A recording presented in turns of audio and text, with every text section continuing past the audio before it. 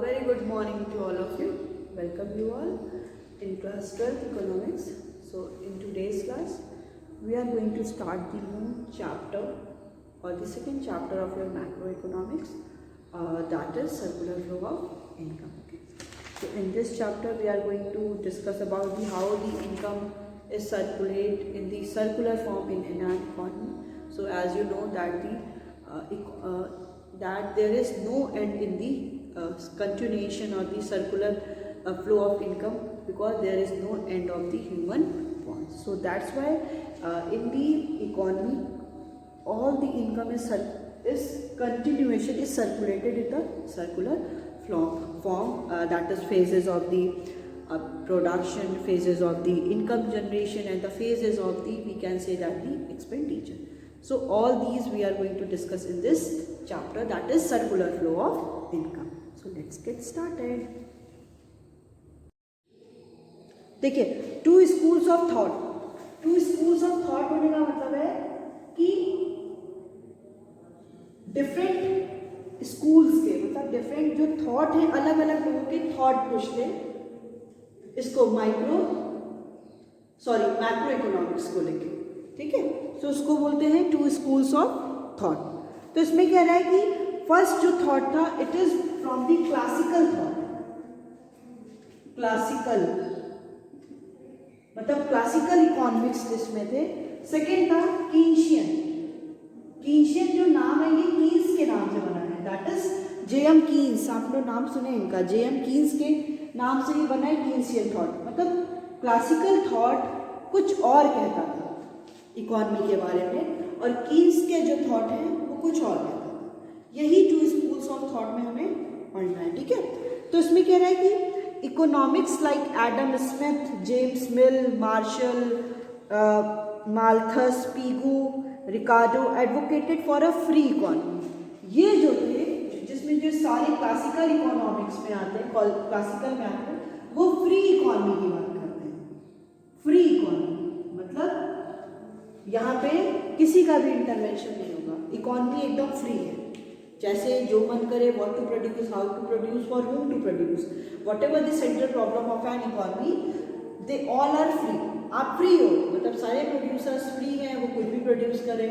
Consumers are also free, वो कुछ भी कंज्यूम करें। यहाँ पे कोई भी बाउंडेशन की बात नहीं होती, किसी के इंटरवेंशन की बात नहीं होती। इकोनॉमी क्या है, वो फ्री है, ठीक है। So it is an economy in which government does not interfere in the areas of production, consumption and the investment. इस एरिया में कभी भी हम कह सकते हैं कि गवर्नमेंट, जैसे आपको पता होगा कि हम लोग जब पढ़े थे ना कि माइक्रो इकोनॉमिक्स में पढ़े थे ना कि there are three central problem of an economy, that is what to produce, how to produce and for whom to produce. इसमें क्या होता था, फिर हम लोगों ने ये भी पढ़ा था कि मार्केट इकोनॉमी और सेंट्रली प्लान्ड इकोनॉमी और दी मार्केट इकोनॉमी, जिसको कैपिटलिस्ट और सोशलिस्ट भी बोलते हैं। एक भी पढ़ा था मार्केट इकोनॉमी, मतलब जहाँ पे फ्री होता है वो कुछ भी प्रोड्यूस करेंगे, वो it is already decided by the market forces, that is demand and supply. वहाँ पे डिमांड एंड सप्लाई डिसाइड करेगा कि क्या प्रोड्यूस करना है। अब नेक्स्ट हम लोग पढ़े थे सेंट्रली प्लान्ड इकोनॉमी। सेंट्रली मतलब सेंटर के थ्रू क्या हो रही है, वो प्लान हो रही है कि जो भी प्रॉब्लम्स हैं इकोनॉमी की, वो कौन डिसाइड करेगा, क्या प्रोड्यूस करना है, कैसे प्रोड्यूस करना है, किसके लिए प्रोड्यूस करना है, ये सब कुछ करेगा गवर्नमेंट। तो जो भी हम लोग मार्केट इकोनॉमी की बात करते हैं, जहाँ पे गवर्नमेंट का इंटरवेंशन नहीं होता है, वो क्लासिकल थॉट्स वाले हैं, वो क्लासिकल इकोनॉमिक्स से होते हैं। कीन्शियन कहते हैं कि नहीं, अगर हम इकोनॉमी को फ्री कर देंगे तो यहाँ पे सबसे ज़्यादा चांसेस क्या हो सकती है, यहाँ पे सबसे ज़्यादा चांसेस हो सकती हैं प्राइस लेवल में चेंज होने की। मतलब यहाँ पे इन्फ्लेशन होने के भी चांसेस ज़्यादा हैं और डिफ्लेशन होने के भी चांसेस ज़्यादा हैं। क्यों? क्योंकि अगर इकोनॉमी को छोड़ दिया गया कि आपको जो मन करे आप प्रोड्यूस करो, जिस रेट पे रखना है, तो इससे क्या हो जाएगा, प्राइस में कंटिन्यूसली हाइक होती जाएगी, जो पूरा इकोनॉमी पे क्या करेगा, प्रेशर देगा, ठीक है। इसके लिए कहा जा रहा था कि हम इकोनॉमी में क्या करें, गवर्नमेंट का इंटरवेंशन करें। तो ये कौन कहता है, कीन्शियन कहता है, ठीक है।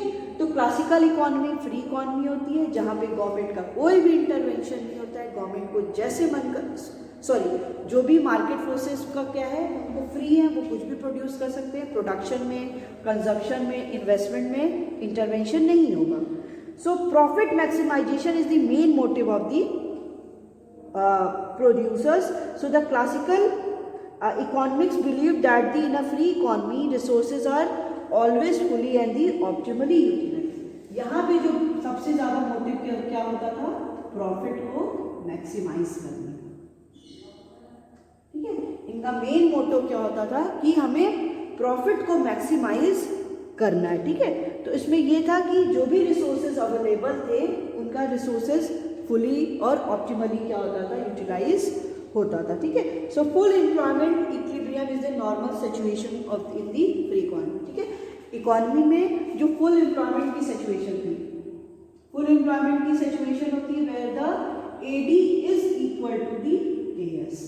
देखिए, फ्री इकोनॉमी की बात अगर करते हैं कि एडी एएस के इक्वल कैसे रहती थी, उसका बेसिक रीजन ये था कि इन केस अगर कभी भी डिमांड और सप्लाई में फ्लक्चुएशन हुआ, डिमांड बढ़ गई, सप्लाई कम हुआ, या सप्लाई बढ़ गई, डिमांड कम हुआ, तो सब लोग फ्री हैं, मार्केट में सब फ्री हैं। हो सकता है डिमांड अगर बढ़ गई है तो सप्लाई भी बढ़ के तुरंत फुल एम्प्लॉयमेंट की सिचुएशन पर, इक्विलिब्रियम की कंडीशन पे ला देंगे। या अगर सप्लाई बहुत ज़्यादा हो गई है तो हम लोग ऐसा करेंगे कि डिमांड बढ़ जाए, या ऐसा करेंगे कि सप्लाई कम हो जाए, जिससे डिमांड और सप्लाई ऑटोमेटिकली वो दोनों एक दूसरे के इक्वल आ जाए, ठीक है।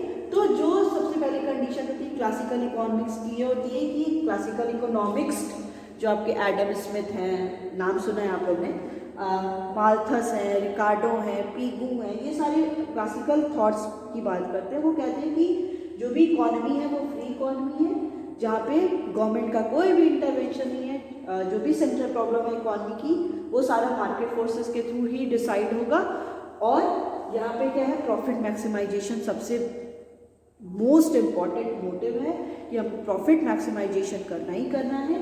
और साथ ही साथ यहाँ पे जो भी रिसोर्सेज हैं, जो भी रिसोर्सेज अवेलेबल रिसोर्सेज हैं, they all are fully and efficiently utilize, वो फुली अच्छे से और एफिशिएंटली यूटिलाइज भी हो रहा है। और यहाँ पे एक जो मेन एक आइडल सिचुएशन है वो क्या होती है, फुल एम्प्लॉयमेंट की होती है, जहाँ पे एग्रीगेट डिमांड किसके इक्वल है, aggregate supply. So this is all about the classical economics, ठीक है। अब आपका ये भी एक 2 मार्क्स 3 मार्क्स से क्वेश्चन में आ सकता है, डिफरेंस हो सकता है कि क्लासिकल और Keynesian. So it is quite simple.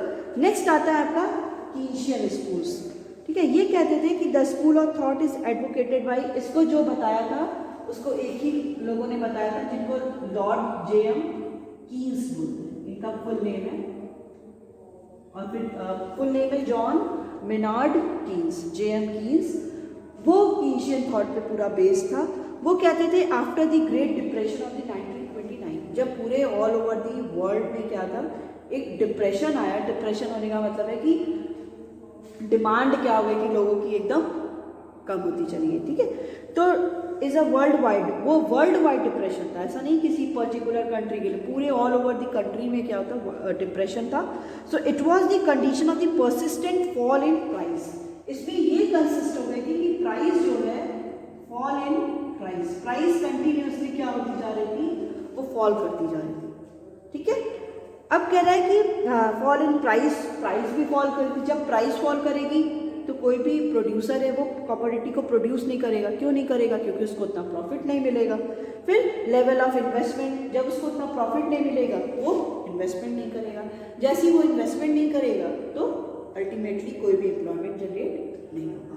तो ये पूरे वर्ल्ड वाइड की प्रॉब्लम थी कि पूरी इकोनॉमी में, वर्ल्ड इकोनॉमी में क्या था, एक डिप्रेशन आ गया था 1929 में, जहाँ पे प्राइस भी फॉल कर रही थी, प्रॉफिट भी फॉल कर रहा था, इन्वेस्टमेंट भी फॉल कर रहा था, आप कह सकते हो कैपिटल फॉर्मेशन नहीं हो रहा था, एम्प्लॉयमेंट फॉल कर रहा था, सब कुछ क्या था, कंटिन्यूसली फॉल करता जा रहा था। इस केस में ये हुआ कि कीस ऑब्जर्व दैट, कीस ने ये ऑब्जर्व किया कि classical belief was not working, unemployment continued to persist. कि जो क्लासिकल इकोनॉमिक्स थे वो जो कहते थे कि हम इकोनॉमी को फ्री कर दिए, आपको सब कुछ फ्री है, जैसे प्रोड्यूस करो, कोई भी इंटरवेंशन नहीं है, उस केस में ये कीन्स ने बोला कि जो क्लासिकल थॉट है वो यहाँ पे एप्लीकेबल नहीं होगा, यहाँ पे अब गवर्नमेंट को इंटरवेन करना बहुत ज़रूरी है। हम नहीं कह सकते कि सब कुछ मार्केट फोर्सेस के अकॉर्डिंग छोड़ दो, जैसे भी प्रोड्यूस करें, नहीं। अब यहाँ पे गवर्नमेंट आएगी, वो कुछ ना कुछ क्या करेगी,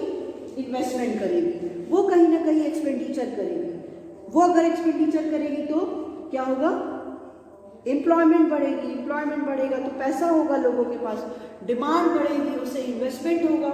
इसीलिए उन्होंने बोला कि नहीं, जब अंडर कंट्रोल नहीं है, मार्केट फोर्सेस के अंडर कंट्रोल नहीं है, डिमांड सप्लाई के कंट्रोल में नहीं है, तब यहाँ पे गवर्नमेंट का इंटरवेंशन बहुत ज़रूरी है। गवर्नमेंट को यहाँ पे आना ही पड़ेगा। ऐसा नहीं कि गवर्नमेंट बस पीछे बैकयार्ड पे देख के सब कुछ देख रही है, नहीं, गवर्नमेंट का यहाँ पे इंटरवेंशन ज़रूरी है। So accordingly he suggested that the government must interfere to correct disequilibrium.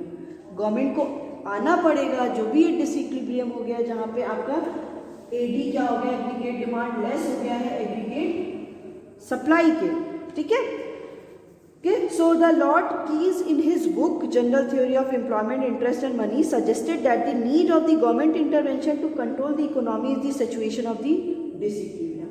अब यहाँ पे गवर्नमेंट का क्या है, इंटरवेंशन इज मोस्ट इम्पॉर्टेंट, जैसे वो जो भी ये सिचुएशन वर्सन हुई है वो उसको ठीक कर सके, ठीक है। So he stress that the government intervention is required in the areas of the production, investment to correct the under employment equilibrium by creating the new job opportunity.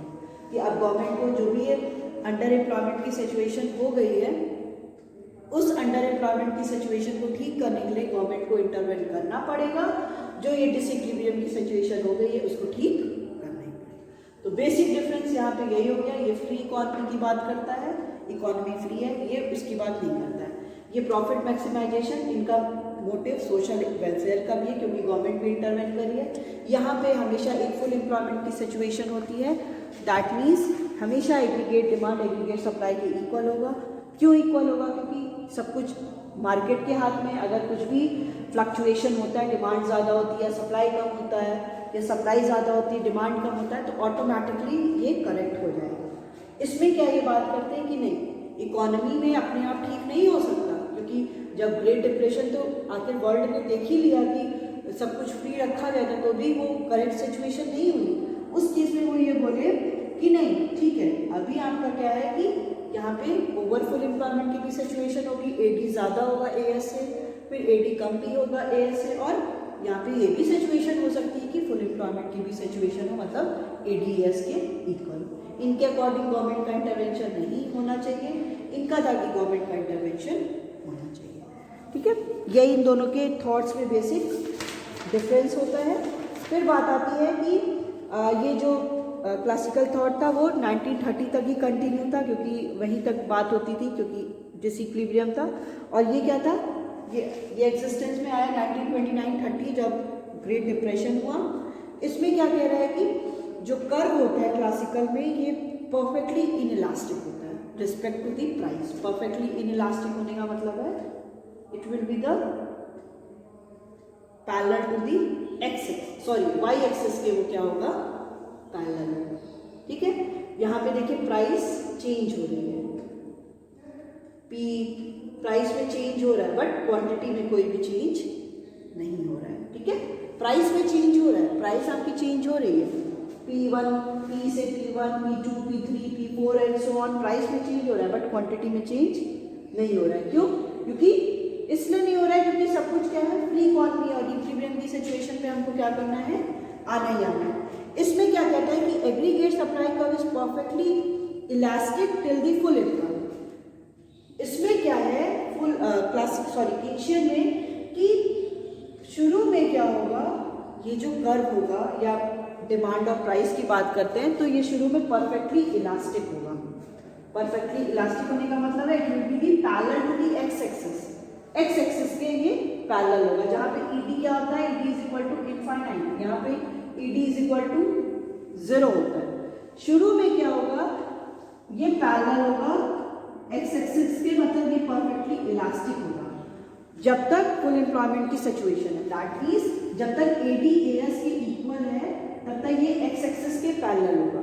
But इसी सिचुएशन के बाद ये देखा जाता है कि डिमांड और supply में फ्लक्चुएशन हो रहा है, डिमांड ज़्यादा हो रही है या डिमांड कम हो रही है, उस केस में क्या हो जाता है कि गवर्नमेंट का इंटरवेंशन होता है, तब ये कर्व क्या हो जाता है, परफेक्टली इनइलास्टिक होता है। तो फुल एम्प्लॉयमेंट की सिचुएशन तक ये परफेक्टली इलास्टिक होता है and after that it will be the perfectly inelastic. ये क्या हो जाता है, इनइलास्टिक हो जाता है। So the next chapter is that is circular flow of income. Circular flow of income का बेसिक मतलब यही है कि इकोनॉमी में क्या है, जो भी इनकम है, मनी है, वो क्या करता है, वो एक जगह पे, हम ये नहीं कह सकते कि वो एक जगह पे एज इट इज स्टॉप हो गया। वो मनी क्या है, पूरी इकोनॉमी में क्या होता है, सर्कुलेट होता है। किस फॉर्म में सर्कुलेट होता है, इन दी सर्कुलर, मतलब सर्कल के फॉर्म में। ऐसा नहीं कि हम किसी स्टेप पे बोलेंगे कि यहाँ पे मनी रुक गया, या इस स्टेप पे मनी रुक गया, या इस स्टेप पे मनी रुक गया। मनी हमेशा इकोनॉमी में ऐसे सर्कुलेट होता रहेगा। उसी को बोलते हैं सर्कुलर फ्लो ऑफ इनकम, कि इनकम क्या है, सर्कुलर फॉर्म में क्या हो रही है, फ्लो कर रही है। ठीक है, जैसे सबसे पहला आप समझ लो कि स्टार्ट अगर हम लोग करते हैं कि प्रोडक्शन से, ठीक है, सबसे पहले कोई भी प्रोड्यूसर क्या कर रहा है, वो कमोडिटी को प्रोड्यूस कर रहा है। ठीक है, तो कमोडिटी को प्रोड्यूस कर रहा है, ठीक है, उसने प्रोड्यूस कर दिया। वो किसके लिए प्रोड्यूस कर रहा है, प्रोड्यूसर सेक्टर वो प्रोड्यूस कर रहा है। वो किसके लिए प्रोड्यूस कर रहा है, वो प्रोड्यूस कर रहा है एज अ कंज्यूमर। हम लोग क्या करेंगे, उन कमोडिटी को परचेज करेंगे। ठीक है, हमने परचेज किया, हम लोग परचेज करें तो फिर क्या हो रहा है, हमारे पास इनकम, उनकी इनकम जनरेट हो रही है। अब उन पे क्या हुआ, इनकम जनरेट हुई, तो इनकम जनरेशन हो रही है, फिर हम क्या करेंगे, हमारी इनकम आई, हम जनरेट किए, फिर हम लोग क्या करेंगे, उससे एक्सपेंडिचर करेंगे। एक्सपेंडिचर करेंगे, जब एक्सपेंडिचर होगा फिर अल्टीमेटली क्या होगा, जब हम लोग एक्सपेंडिचर करेंगे, हम लोग कंज्यूम करेंगे कमोडिटी को, फिर उससे क्या होगा कि फिर कमोडिटी को प्रोड्यूस करना पड़ेगा। फिर कमोडिटी प्रोड्यूस होगी तो जो भी फैक्टर्स होते हैं ना, फैक्टर्स ऑफ प्रोडक्शन हो गया, या आपको पता है लैंड, लेबर, कैपिटल, एंटरप्रेन्योर्स, वो काम कर रहे हैं, वो फैक्टर्स ऑफ प्रोडक्शन में लगे हुए हैं, सॉरी वो प्रोडक्शन में लगे हुए हैं। वो काम करेंगे तो उनको क्या मिलेगा, रेंट मिलेगा, इंटरेस्ट मिलेगा, प्रॉफिट मिलेगा, वेज मिलेगा। अब वो उस मनी का क्या करेंगे, उससे उनकी इनकम जनरेट हुई, उस इनकम जनरेशन को वो क्या करेंगे, कहीं ना कहीं एक्सपेंडिचर करेंगे।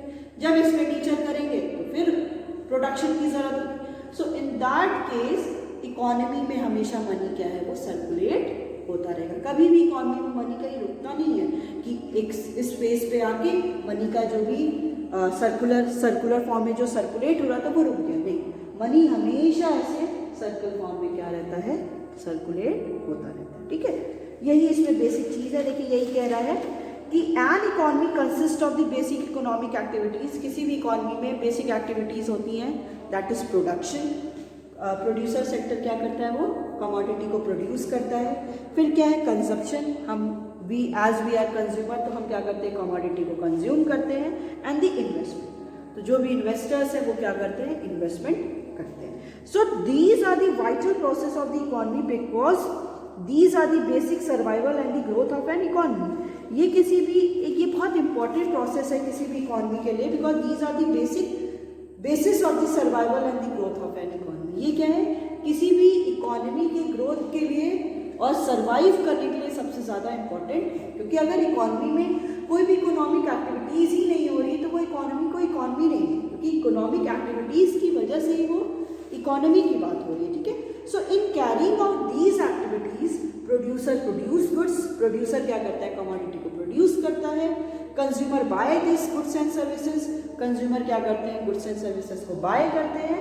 And thereby generate income, जिससे क्या होता है, इनकम जनरेट होती है। So income generated in the production process flow in a circular order. जो भी इनकम जनरेट हो रही है इस प्रोडक्शन प्रोसेस में, वो क्या करता है, वो हमेशा सर्कुलर फॉर्म में हमेशा सर्कुलेट करता रहता है। So it is called a circular flow as it is a continuous process. इसी को क्या बोलते हैं, सर्कुलर फ्लो बोलते हैं, क्योंकि इकोनॉमी में पैसा क्या है, सर्कुलर फॉर्म में ऐसे ऐसे राउंड हो रहा है। कभी भी इकोनॉमी में पैसा वो रुका नहीं हुआ है, वो कंटिन्यूअसली इकोनॉमी में मनी सर्कुलेट हो रहा है। So there is no end. इसमें यहाँ पे कोई भी, जैसे अगर सर्कुलर फॉर्म में सर्कुलेट हो रहा है तो आप कह सकते हो कि इसका कोई एंड है, ये तो हमेशा ही क्या है, कंटिन्यूएशन है। ठीक है, so there is no end of the human bond. इसमें इसका कोई एंड नहीं है, क्यों, क्योंकि ह्यूमन बॉन्ड एज हम लोग क्या है, ह्यूमन है, हमारा कोई एंड नहीं है, हमारे नीड की कोई एंड नहीं है। जैसे होता है ना कि अगर आपको 2 ड्रेस दे दिया जाए तो आपका 3rd ड्रेस में भी मन लगा रहता है, अरे वो भी होता तो कितना अच्छा रहता। तो क्योंकि हमारी ह्यूमन वांट क्या है, वो कभी भी एंड नहीं हो सकती। हमको जितना मिलेगा हम और एक्सपेक्ट करेंगे कि हमें और मिलना चाहिए। तो जैसे ह्यूमन वांट में कोई एंड नहीं है, वैसे ही इस प्रोसेस में भी कोई भी एंड नहीं है। क्योंकि जैसे ही मेरी नीड होगी, मेरी वांट होगी, तो हम एक्सपेंडिचर करेंगे तो वो अल्टीमेटली इनकम जनरेट होगी। So level of economic activity causes income and product to flow in a circular manner. ठीक है, वो क्या होगा, इकोनॉमी मनी वो सर्कुलर मैनर में सर्कुलेट होता है। ठीक है, तो सबसे पहले हम लोग ये जो बेसिक इकोनॉमिक एक्टिविटीज़ है उनको देखते हैं। उनमें पता ही है आपको सबसे पहला क्या है, basic economic activity, that is production. Production कौन करता है, प्रोड्यूसर सेक्टर करता है। वो कमोडिटी को क्या करता है, प्रोड्यूस करता है। जिसमें हम लोग ने ये भी पढ़ा था ना, नेशनल इनकम जब कैलकुलेट करते हैं तो हम लोग कैसे करते हैं, 3 मेथड से करते हैं ना। प्रोडक्ट मेथड से, जब प्रोडक्शन हो रहा है तब उनकी वैल्यू लेते हैं। देन इनकम मेथड से, जब फैक्टर्स ऑफ प्रोडक्शन को इनकम जनरेट होती है, रेंट, रॉयल्टी, इंटरेस्ट के फॉर्म में। और फिर जब एक्सपेंडिचर मेथड, जब एक्सपेंडिचर गवर्नमेंट या कोई भी प्राइवेट सेक्टर करता है। ठीक है, तो basic economic activities 3 economic activities हैं। सबसे पहला प्रोडक्शन, कमोडिटी को प्रोड्यूस हो गई, फिर क्या करना, उन पे कंजप्शन करना, उन सारी कमोडिटी को कंज्यूम करना, and then capital formation. Capital formation को और हम लोग क्या बोलते हैं, दैट इज इन्वेस्टमेंट। ठीक है, तो ये सारे क्या हो गया, बेसिक इकोनॉमिक एक्टिविटीज हो गई। फिर बात आती है कि सर्कुलर फ्लो ऑफ इनकम, कि सर्कुलर फ्लो, इकोनॉमी में मनी कैसे सर्कुलर फॉर्म में फ्लो होता रहता है। ठीक है, so the production process is a continuous process. आपको पता है जो भी ये प्रोडक्शन प्रोसेस है, वो प्रोसेस क्या है, वो कंटिन्यूअस प्रोसेस है, because of the unlimited and the recurring wants of the human being. Because जो ह्यूमन वांट है वो क्या है, अनलिमिटेड है और रिकरिंग है। रिकरिंग मतलब वो कंटिन्यूअसली बार बार वो हो रही है। So in this process production sector buy factor services from the household sector, जो भी प्रोड्यूसर सेक्टर है वो क्या करता है, प्रोड्यूसर सेक्टर वो क्या करता है, जो भी हाउस होल्ड की सर्विस, जो भी फैक्टर सर्विसेज है वो कहाँ से लेता है, हाउस होल्ड सेक्टर से। ठीक है, वहाँ से ही तो वो उनको लेकर आता है, लेबर्स को लेकर आता है। फिर वहीं से कैपिटल फॉर्मेशन होता है, कैपिटल आ रहा है, इंटरप्रेन्योर भी कहाँ से आ रहे हैं, हाउस होल्ड सेक्टर से, क्योंकि वहीं से तो एक ह्यूमन बीइंग वहीं से तो आ रहे हैं सारे हाउस होल्ड सेक्टर से।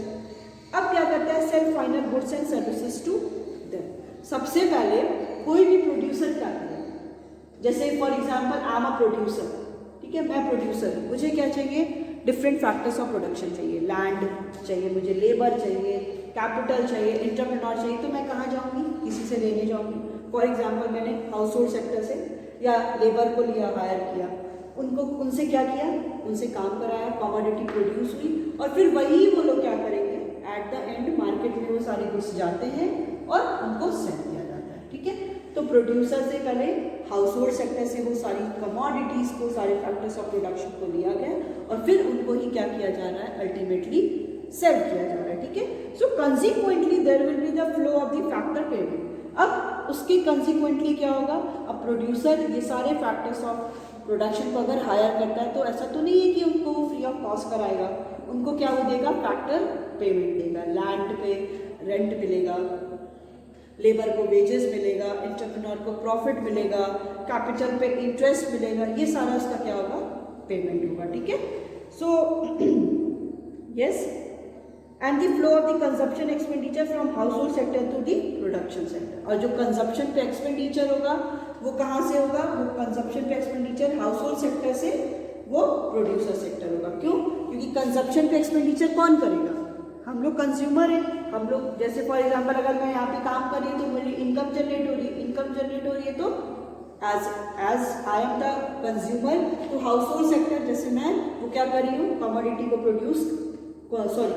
को कंज्यूम कर रही हूँ, तो मेरा एक्सपेंडिचर है। तो यही हो गया कंजप्शन पे मेरा जो भी एक्सपेंडिचर है वो कौन करता है, हाउस होल्ड सेक्टर करता है फॉर द प्रोड्यूसर सेक्टर।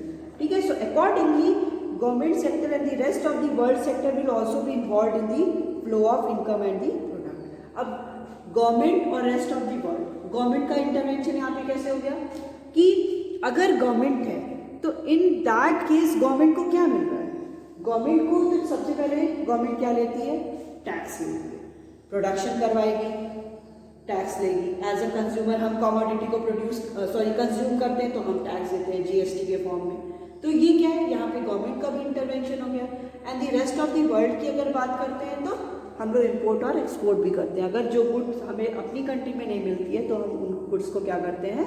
बाहर से मंगाते हैं, या जो अभी हमारे यहाँ है इनफ अमाउंट में तो हम क्या करते हैं? एक्सपोर्ट करते हैं। तो इसमें क्या होता है कि प्रोड्यूसर और कंज्यूमर सेक्टर के अलावा, प्रोड्यूसर और हाउस होल्ड सेक्टर के अलावा भी there are also other two sectors are there, that is government and the rest of the world sector, जिनके बीच में जो भी इनकम का सर्कुलेशन कंटिन्यूसली क्या है वो होता रहता है।